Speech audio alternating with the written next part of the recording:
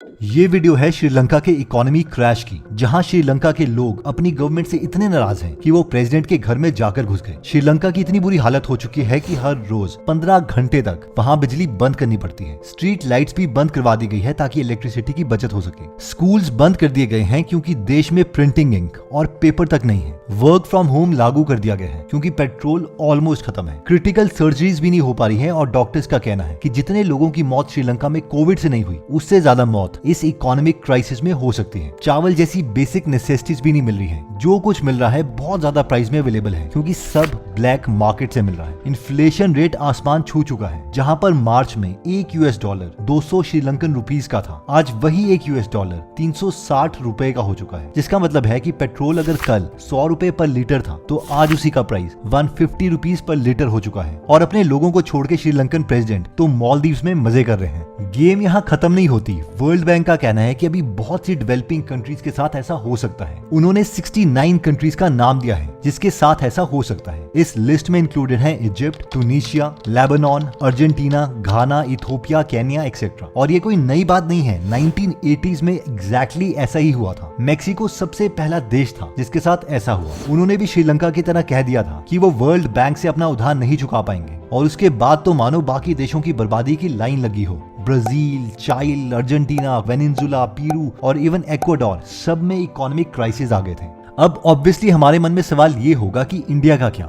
Indian states जैसे कि Punjab, Bihar, waste Bengal और आंध्र प्रदेश का अगर डेट टू जीडीपी रेशियो निकाले तो वो श्रीलंका के जितना हो चुका है। यस, ये कंसर्न करने वाली बात है। बट इससे पहले कि हम इंडियन स्टेट्स के बारे में बात करें, हम ये देखते हैं कि एग्जैक्टली श्रीलंका में हुआ क्या था। श्रीलंका की गिरती इकोनॉमी के मेनली दो रीजंस हैं। पहला रीजन है श्रीलंका का टूरिज्म डिक्लाइन। श्रीलंका एक ट्रेवल डेस्टिनेशन है जहां खूबसूरत नजारे हैं, एग्जॉटिक वाइल्ड लाइफ है और उनका कल्चर भी काफी रिच है। बहुत सारे लोग हर साल यहाँ पर आते हैं इस शानदार आइलैंड को एक्सपीरियंस करने के लिए। इन शॉर्ट, श्रीलंका काफी पैसा अपने टूरिस्ट से कमाता है। लेकिन अप्रैल 2019 में श्रीलंका ईस्टर बॉम्बिंग्स हुई। इस दिन एक टेररिस्ट ग्रुप ने 3 चर्चेज में और 3 होटल्स में सुसाइड बॉम्बिंग करवाई। इस बॉम्बिंग में 269 लोगों की जान गई, जिनमें से 45 फॉरेनर्स थे। इस वजह से कम्युनल टेंशन बढ़ गया। बॉम्बिंग्स के बाद इस्लामोफोबिया बढ़ता रहा और दंगे होने लगे, जिसकी वजह से लोगों ने श्रीलंका जाना बंद कर दिया। इसके बाद 2 और चीजें हुई जिससे टूरिज्म कम हुआ। पहला है कोविड और दूसरा है रशिया और यूक्रेन की वॉर।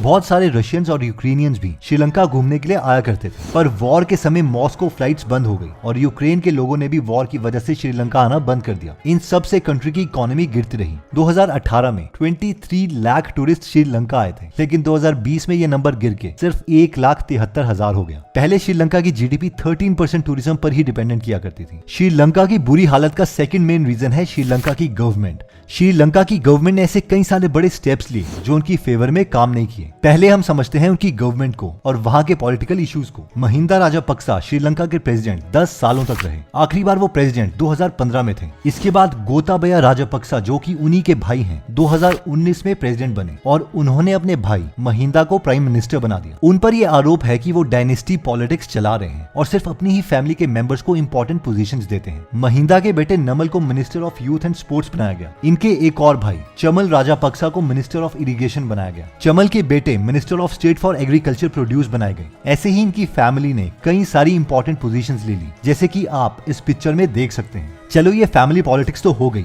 लेकिन इन्होंने इसके अलावा कई सारे स्टेप्स लिए जो श्रीलंका की बुरी हालत का कारण बने। दरअसल गवर्नमेंट ने ये डिसाइड किया कि वो वैट यानी वैल्यू एडेड टैक्स को कम कर देगी। उन्होंने सोचा कि जब लोगों पर टैक्स कम लगाया जाएगा तो लोग ज्यादा पैसे खर्च करेंगे और इकोनॉमी बेहतर हो जाएगी। लेकिन अनफॉर्चुनेटली ऐसा नहीं हो पाया। ये प्लान एकदम फेल हो गया। कोविड-19 पैंडेमिक की वजह से लोगों ने ज्यादा पैसे नहीं खर्चे, जिसकी वजह से श्रीलंका का फॉरेन रिजर्व घटने लगा। क्योंकि गिरती इकोनॉमी के कारण उन्हें हर बेसिक सामान इंपोर्ट करना पड़ा। फॉरेन रिजर्व्स को बढ़ाने के लिए उन्होंने एक और डिसीजन लिया। उन्होंने सोचा कि क्यों ना वो बाहर के फर्टिलाइजर्स इंपोर्ट करना बंद कर दें ताकि खुद की कंट्री के फॉरेन रिजर्व्स ज्यादा खर्च ना हो। और इसलिए उन्होंने बहाना लगाया कि हम अपनी पूरी कंट्री को एकदम ऑर्गेनिक बनाएंगे, यानी सारी एग्रीकल्चर में कोई भी फर्टिलाइजर यूज नहीं होगा। ये डिसीजन अप्रैल 2021 में लिया गया और 7 महीने के बाद ही इस डिसीजन को वापस ले लिया गया। लेकिन तब तक सब बर्बाद हो चुका था। एक्चुअली हुआ यह कि फार्मर्स को पहले से इस डिसीजन के बारे में नहीं पता था, जिसकी वजह से श्रीलंका में उतनी प्रोडक्शन नहीं हुई जितनी वो किया करते थे।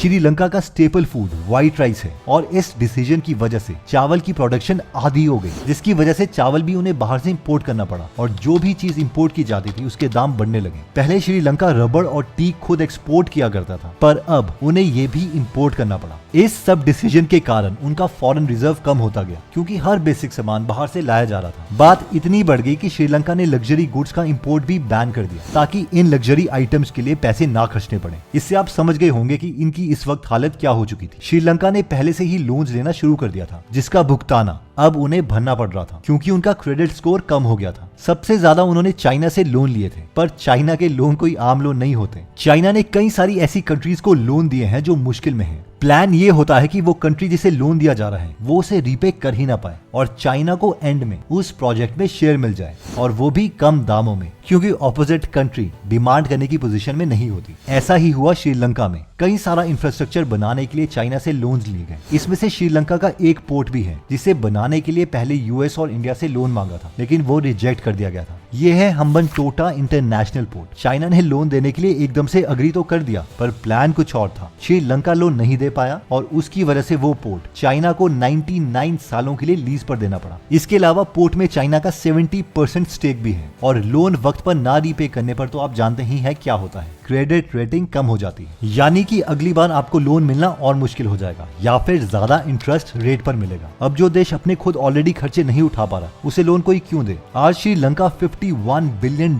डेट में है। पैसे बोरो करने के लिए उन्हें सिर्फ शॉर्ट टर्म गेन्स मिले। लॉन्ग टर्म की बात करें तो वो डूबते ही चले गए। ये सारी मिस्टेक्स तो है ही, पर इसके अलावा श्रीलंका की गवर्नमेंट पर और भी आरोप है। श्रीलंका एयरफोर्स ने यह अनाउंस किया है कि महिंदा राजापक्सा और उनकी फैमिली ने पब्लिक फंड्स में से अपने प्रेसिडेंशियल इलेक्शन कैंपेन के लिए $17,300 यानी करीबन 22,78,000 रुपए खर्च किए, सिर्फ ट्रेवलिंग पर। कई सारी ऑर्गेनाइजेशंस ने यह भी क्लेम किया है कि राजापक्सा और उनकी फैमिली फ्रॉड में और मनी लॉन्ड्रिंग में इन्वॉल्व है। उन्होंने कहा है कि राजापक्सा और उनकी फैमिली ने श्रीलंका में से $5.31 बिलियन इलीगली देश से बाहर निकाले हैं। इन ऑर्गेनाइजेशंस का यह भी कहना है कि इनकी मदद अजीत निवर्ट कबराल ने करी, जो कि सेंट्रल बैंक ऑफ श्रीलंका के पुराने गवर्नर थे और राजापक्सा के अच्छे दोस्त थे। एलिगेशंस ऐसी भी हैं कि जब भी लोग इनकी गवर्नमेंट को क्रिटिसाइज करते हैं तो ये एक्सट्रीम मेजर्स ले लेते हैं। 2009 में श्रीलंका के एक पॉपुलर जर्नलिस्ट को मारा गया, जिनका नाम लसंथा था। ये जर्नलिस्ट महिंदा की गवर्नमेंट को क्रिटिसाइज करने लगे थे। तो कई लोगों का ये मानना है कि जब भी कोई इस फैमिली के खिलाफ कुछ कहता है तो वो अपना रास्ता साफ कर देते हैं। अब हालत इतनी बिगड़ चुकी है कि देश के लोग बहुत गुस्सा है, और हो भी क्यों ना, जब देश की ऐसी हालत होगी और खाने के लिए कुछ नहीं होगा तो ऐसा ही होगा। एक कोकोनट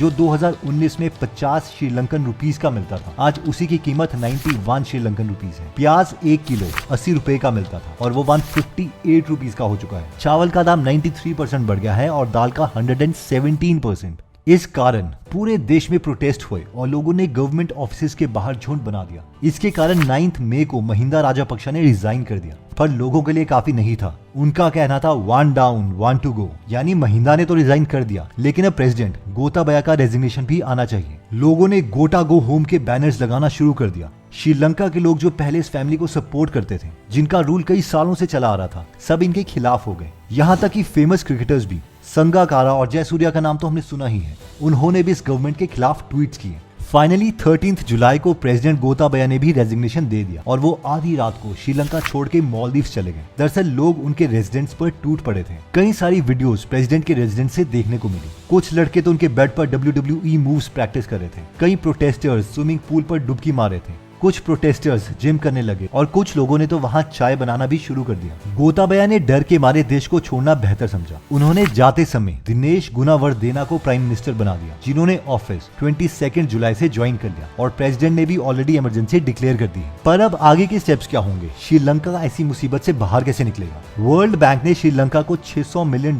का लोन दिया है। इसके अलावा उनकी इंटरनेशनल मॉनेटरी फंड यानी IMF से भी बात चल रही है कि वो कैसे प्लान करेंगे और इस मुसीबत से उन्हें बाहर निकालेंगे।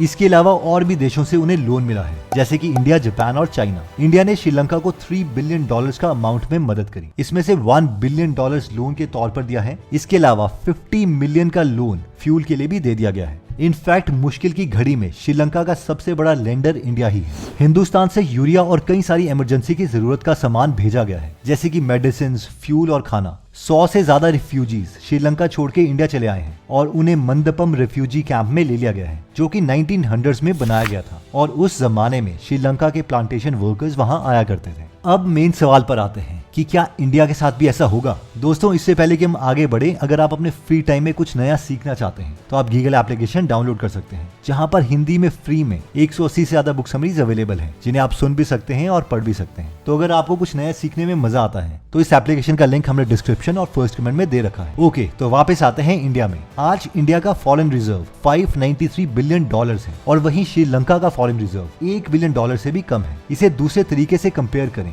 तो राकेश झुंझुनवाला की नेट वर्थ ही श्रीलंका के फॉरेन रिजर्व से अप्रोक्सीमेटली 3 से 4 गुना है। वैसे तो एक्सपर्ट्स का कहना है कि $593 बिलियन का फॉरेन रिजर्व क्राइसिस के टाइम में सफिशिएंट है, जिससे हम 1 साल तक के मर्चेंडाइज को इंपोर्ट कर सकते हैं। लेकिन फिर भी हमारे 4 ऐसे स्टेट्स हैं जिनका debt to GDP ratio Sri Lanka के बराबर आ चुका है, और ये है पंजाब, बिहार, वेस्ट बंगाल और आंध्र प्रदेश। अब इन स्टेट्स की इस कंडीशन का सबसे बड़ा रीजन ये है कि ये स्टेट्स इलेक्शन के टाइम में बहुत ही पॉपुलिस्ट स्कीम्स और फ्रीबीज अनाउंस कर देते हैं, जिन्हें ये अफोर्ड नहीं कर सकते। जैसे कि पंजाब, जिनकी हालत इन चारों स्टेट्स में से सबसे बुरी है in terms of debt to GDP ratio. यहाँ इलेक्शन से पहले 300 यूनिट्स बिजली देने का वादा किया गया था, और अगर हम यूपी की बात करें तो यहाँ पर भी एलपीजी सिलेंडर देने का वादा हुआ है। एक्सपर्ट्स की माने तो अगर ये स्टेट्स कोई अलग से देश होते तो अब तक श्रीलंका की तरह बर्बाद हो चुके होते, लेकिन इंडियन यूनियन की वजह से ही बचे हुए हैं। यशवंत सिन्हा की माने तो इंडिया की हालत श्रीलंका जैसी नहीं हो सकती, लेकिन हमारे फॉरेन रिजर्व्स भी बहुत जल्दी डिक्रीज हो रहे हैं। अगर हम अपने नेबर्स की तरफ चलें तो पाकिस्तान और नेपाल की भी बहुत बुरी हालत है, क्योंकि इन देशों ने भी बहुत ज्यादा उधार लिया है और इस उधार के पैसों को भी वो वहां खर्च रहे हैं जहां से रेवेन्यू नहीं आएगा। पाकिस्तान की बात करें तो ग्वादर कश्कर लाइन को उधार लेके बनाया जा रहा है। नेपाल की बात करें तो यहाँ एक्सपोर्ट्स बहुत ही कम हो गए और इंपोर्ट्स ज्यादा हैं, जिससे ट्रेड डेफिसिट बढ़ता जा रहा है, और अगेन इसे कम करने के लिए नेपाल लोन्स ले रहा है। वैसे इन सब के बारे में आपकी क्या राय है और हम सबको क्या करना चाहिए, कमेंट करके प्लीज जरूर बताइए। एनीवेज दोस्तों, अगर आप ऐसी नॉलेजेबल वीडियोस मिस नहीं करना चाहते तो सब्सक्राइब करने के बाद बेल का बटन दबाना मत भूलिएगा। आप कमेंट करके ये भी बता सकते हैं कि आप नेक्स्ट वीडियो किस टॉपिक पर चाहते हैं। गीगल ऐप का लिंक हम डिस्क्रिप्शन और फर्स्ट कमेंट में दे चुके हैं। जल्दी हम आपसे दोबारा मिलेंगे। जय हिंद।